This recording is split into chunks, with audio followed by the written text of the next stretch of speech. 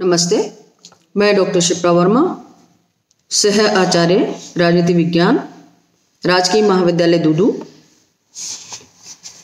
आज हम second year के फर्स्ट पेपर ब्रिटिश संविधान की बात करेंगे। ब्रिटिश संविधान में एक टॉपिक है अभिसमय या परंपराएं, जिनको इंग्लिश में कन्वेंशंस कहा जाता है। इस पर बातचीत करेंगे। ये क्या है,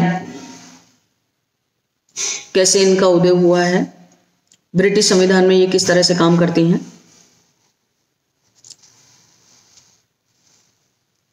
इसके बारे में डायसी ने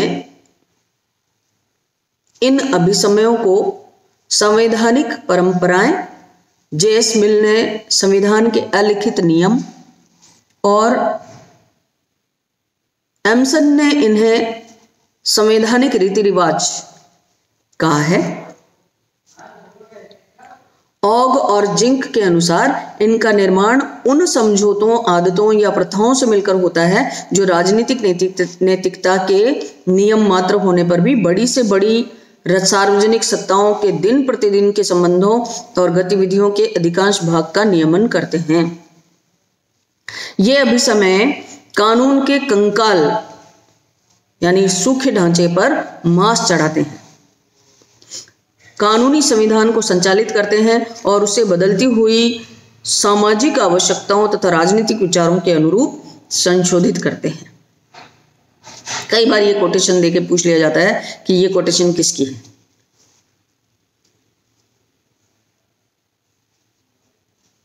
तो ये ऑग और जिंक की कोटेशन है।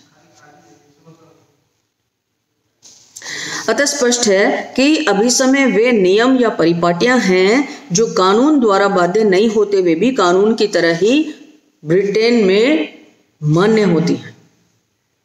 अभिसमयों के कारण ही ब्रिटिश संविधान को अलिखित या विश्व के सबसे लचीले संविधान के रूप में माना जाता है। अब हम बात करते हैं, अब हम जानने की कोशिश करते हैं कि अभिसमय की उत्पत्ति के या उदय के क्या कारण है, कौन से कारण है। अगर पॉइंट्स के रूप में देखें तो पहला पॉइंट है कि इंग्लैंड की कानूनी संरचना राजतंत्रीय है, जबकि प्रचलित विचारधारा वहां पर प्रजातांत्रिक है, यानी कि वहां पर कॉन्स्टिट्यूशनल मोनार्की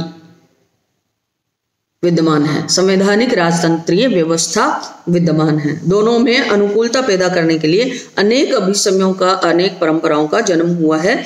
जैसे एक छोटा सा उदाहरण लेते हैं कि वहां का जो सम्राट है वह किसी भी बिल को अस्वीकार नहीं करता, क्योंकि वो जनता के संसद द्वारा पारित किया हुआ होता है। और इसी प्रकार मंत्रिमंडल लोकसभा के प्रति या लोक सदन के प्रति उत्तरदायी होता है। दूसरा पॉइंट है कि कभी कभी कानूनों में कोई रिक्तता या विसंगति छूट जाती है तो उसकी पूर्ति के लिए अभिसमयों या पर प्रथाओं की भी उत्पत्ति होती है।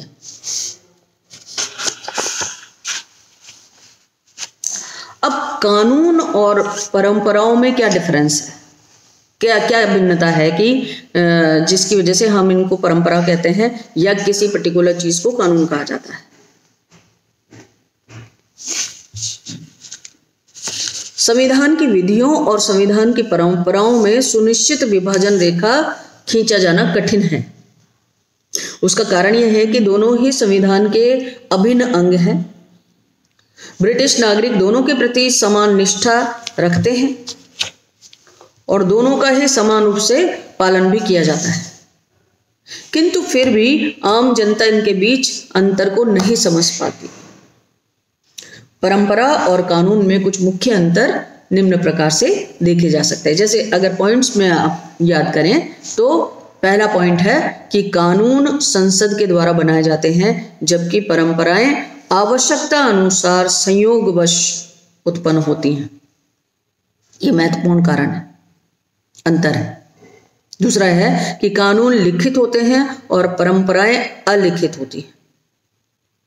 तीसरा पॉइंट कि कानून न्यायालय द्वारा लागू किए जाते हैं, परंतु परंपराएं न्यायालयों द्वारा लागू नहीं की जाती हैं। चौथा पॉइंट कि कानून निश्चित स्पष्ट होते हैं और परंपराएं कई बार अनिश्चित भी होती हैं, अस्पष्ट भी होती हैं। स्पष्ट ढंग से इनको बताया नहीं जा सकता।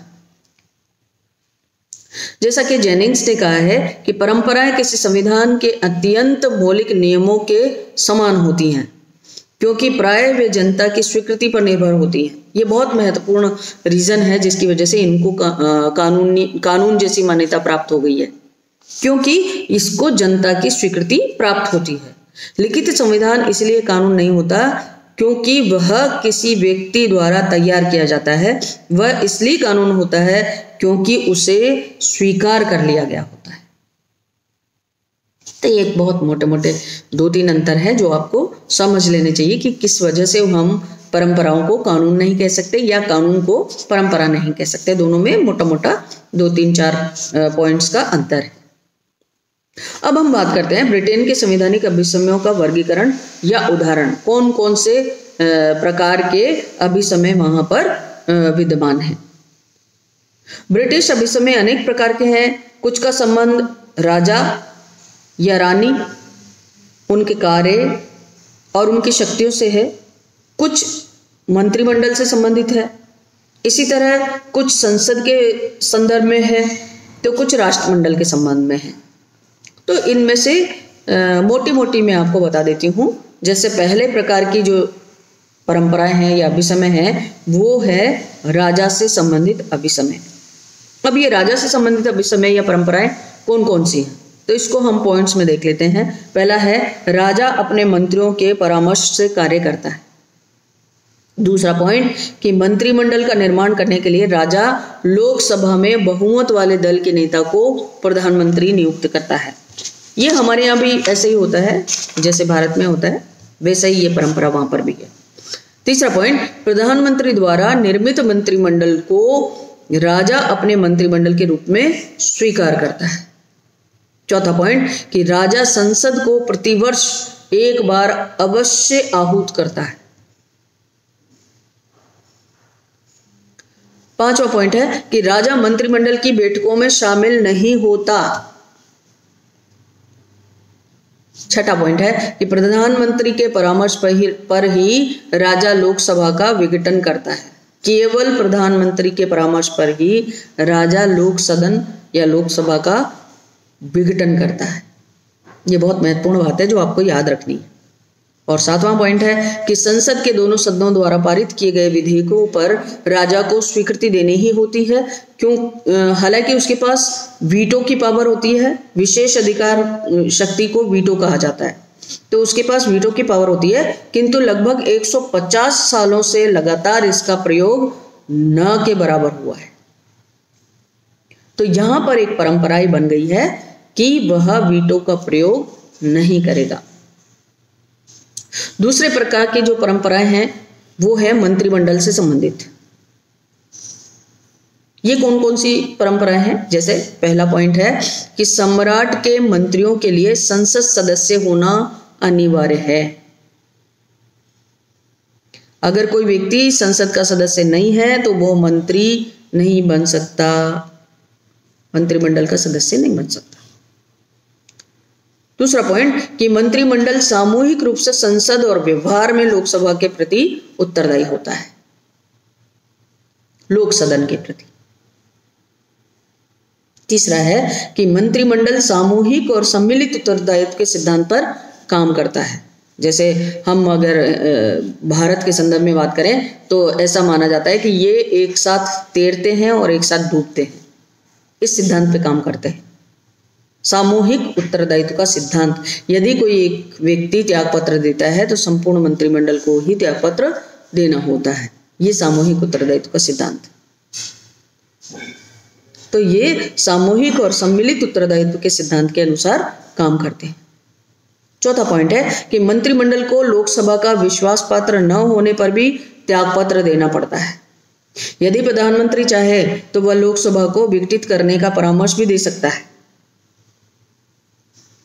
पांचवा पॉइंट है कि मंत्रिमंडल को अपने संपूर्ण प्राधिकार के साथ घरेलू संकट का प्रतिकार करना चाहिए, लेकिन उसे तुरंत संसद को आमंत्रित करके उससे परामर्श अवश्य कर लेनी चाहिए।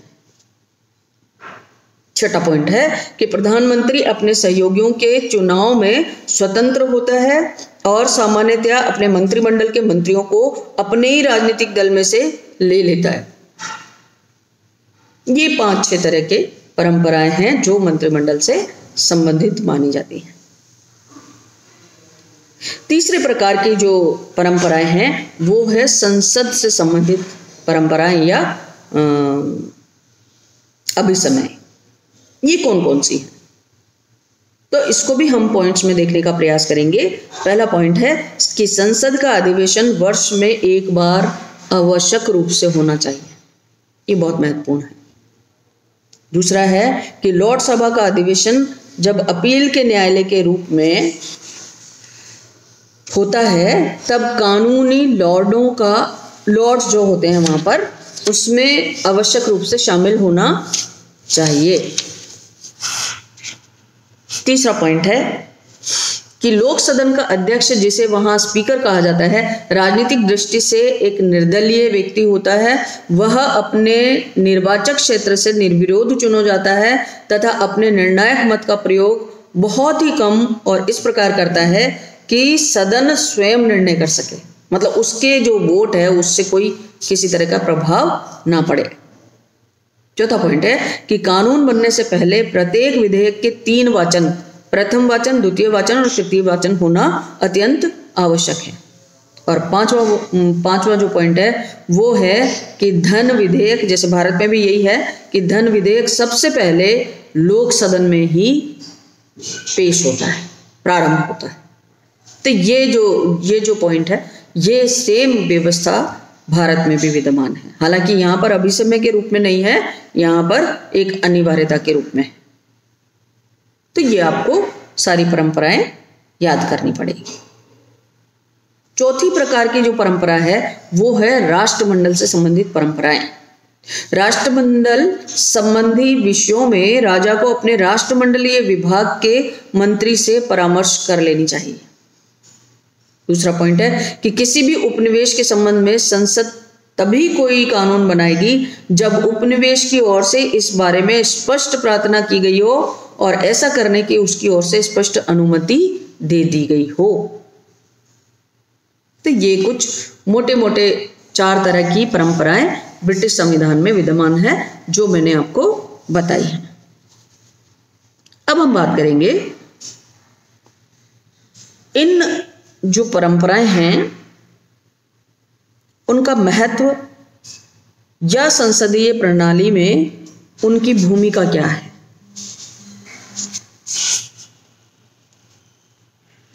अभिसमय संविधान को पूर्ण बनाते हैं और साथ ही व्यावहारिक भी बनाते हैं।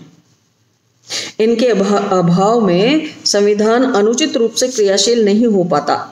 ब्रिटिश संविधान में तो अभिसमयों का महत्व शरीर में आत्मा जैसा माना जाता है। ब्रिटिश संविधान के निर्माण और क्रियान्वयन में इनकी कितनी महत्वपूर्ण भूमिका होती है, यह बहुत सारे बिंदुओं से समझा जा सकता है। जैसे पहला पॉइंट है, अभिसमयों द्वारा ब्रिटिश संविधान के निर्माण में योगदान दिया गया है।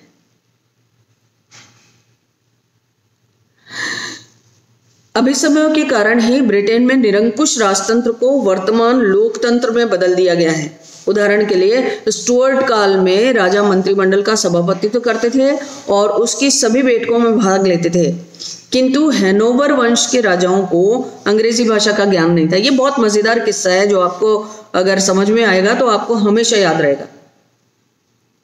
तो हैनोवर वंश के जो राजा थे उनको अंग्रेजी भाषा का ज्ञान नहीं था। उस अंग्रेजी भाषा का ज्ञान नहीं होने के कारण मंत्रिमंडल की बैठकों में वो नहीं जाते थे, उन्होंने जाना छोड़ दिया था।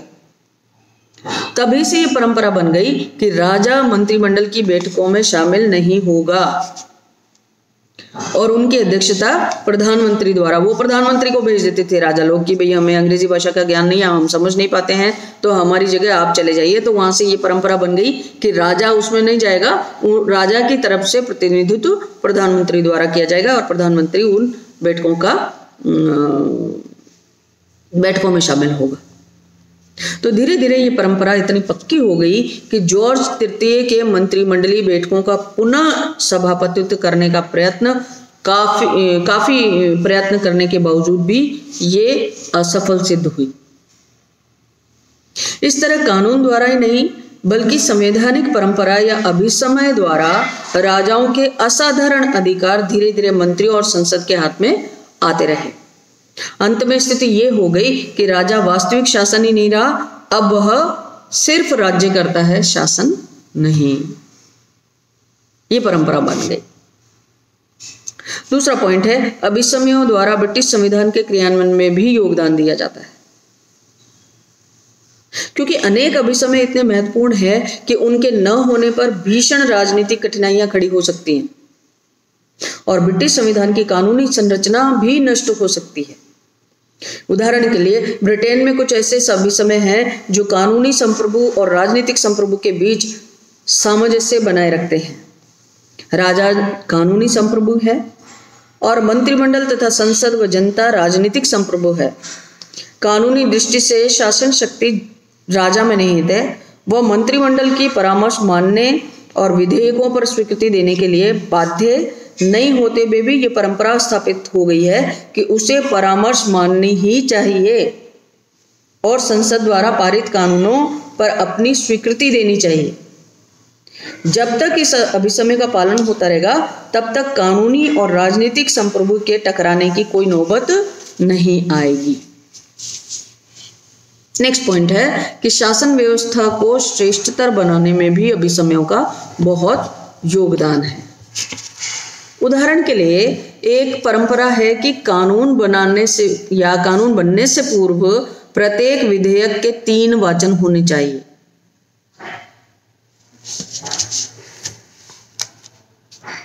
इस अभिसमय से विधेयक पर निश्चित रूप से एक सुधारात्मक प्रभाव पड़ता है। इसी तरह एक अभिसमय है कि लॉर्ड सभा जब अपीलीय न्यायालय के रूप में कार्य करे तो उसमें सिर्फ कानूनी लॉर्ड ही शामिल होंगे। इस अभिसमय का सुधारात्मक प्रभाव यह होता है कि न्यायिक कार्य सुचारू रूप से चलता है। यह कंपल्शन बना दिया गया है तथा कानून से अनभिज्ञ व्यक्ति या लॉर्ड न्यायिक मामलों में कोई इंटरफेरेंस नहीं कर पाते। नेक्स्ट पॉइंट है कि ब्रिटिश प्रशासन के संचालन में अभिसमयों की महत्ता। ब्रिटिश प्रशासन के संचालन में भी अभिसमयों का भारी महत्व है। जैसा कि जेनिंग्स ने कहा है कि अभिसमय परिवर्तित सामाजिक और राजनीतिक स्थितियों के अनुकूल शासन व्यवस्था को ढालते हैं और शासक वर्ग को शासन यंत्र संचालित करने की योग्यता प्रदान करते हैं। एक और पॉइंट है जिसको हम कहते हैं कि अल्पसंख्यकों के संरक्षण में भी अभिसमयों का बहुत महत्वपूर्ण योगदान देखा जा सकता है। जैसा कि कैसी वियर ने कहा है कि अभिसमय अल्पसंख्यकों के अधिकारों की रक्षा करते हैं, विधानमंडल के दोनों सदनों के पारस्परिक संबंधों को नियमित करते हैं, व्यवस्थापिका के संगठन को निर्धारित करते हैं, व्यवस्थापिका और कार्यपालिका के संबंध को निश्चित करते हैं, राजनीतिक दलों और शासन की विभिन्न इकाइयों के संबंध में निर्धारित करके शासन की रूपरेखा को भी संतुलित करते हैं और शासन व्यवस्था को परिस्थितियों के अनुकूल लचीली और परिवर्तनशील बनाते हैं। इस प्रकार संक्षेप में हम कह सकते हैं कि पहला पॉइंट, अभिसमयों द्वारा ब्रिटिश राजपत्र को सीमाबद्ध करके उसके सब अधिकारों को मंत्रिमंडल को हस्तांतरित कर दिया गया है। ये बहुत महत्वपूर्ण बात है कि मोनार्की में राजा बहुत निरंकुश प्रवृत्ति के हो जाते हैं। उस निरंकुशतावाद पर अंकुश लगाने के लिए यह अभिसमय एक बहुत महत्वपूर्ण भूमिका का निर्वाह करते हैं, क्योंकि इससे उस पे एक लिमिटेशन फिक्स हो जाती है। राजपद एक सीमित सीमा में ही इंटरफेरेंस कर सकता है। दूसरा पॉइंट है कि अभिसमयों ने लोकसभा के प्रति मंत्रिमंडलीय, सामूहिक और व्यक्तिगत उत्तरदायित्व के सिद्धांत को विकसित किया है। तीसरा पॉइंट है कि अभिसमयों में अनेक प्रकार से संविधान का विकास किया है और संवैधानिक विकास को उस स्थिति में पहुंचाया है कि मंत्रिमंडलों का निर्माण और विघटन प्रत्यक्ष रूप से निर्वाचक ही करते हैं। चौथा पॉइंट है कि अभिसमयों ने ब्रिटिश शासन व्यवस्था को बदलती हुई सामाजिक और आर्थिक परिस्थितियों के अनुरूप प्रगतिशील बनाए रखा है। नेक्स्ट पॉइंट है कि ब्रिटिश शासन व्यवस्था की महत्वपूर्ण और मौलिक संस्थाएं राजपद, संसद, मंत्रिमंडल, प्रधानमंत्री, द्विसदनीय संगठन, सम्राट की स्थिति, कार्यपालिका और व्यवस्थापिका में सीमा विभाजन आदि अभिसमयों की ही उपज है। छठा पॉइंट कि अभिसमयों ने संविधान को न केवल कार्यरूप प्रदान किया है बल्कि ब्रिटिश शासन व्यवस्था को श्रेष्ठतर भी बनाया है। और लास्ट पॉइंट है कि ब्रिटेन में विरोधी दल के विषय में मान्यता अभिसमयों पर ही आधारित है और इसी कारण शासक दल विरोधी दल का सम्मान करता है तथा अपनी सीमा में रहता है। मतलब एक होता है विरोध के लिए विरोध करना, वो काम ब्रिटेन में कम होता है। अंत में हम कह सकते हैं कि ब्रिटिश संविधान में अभिसमयों की एक बहुत महत्वपूर्ण भूमिका देखी जा सकती है। Thank you.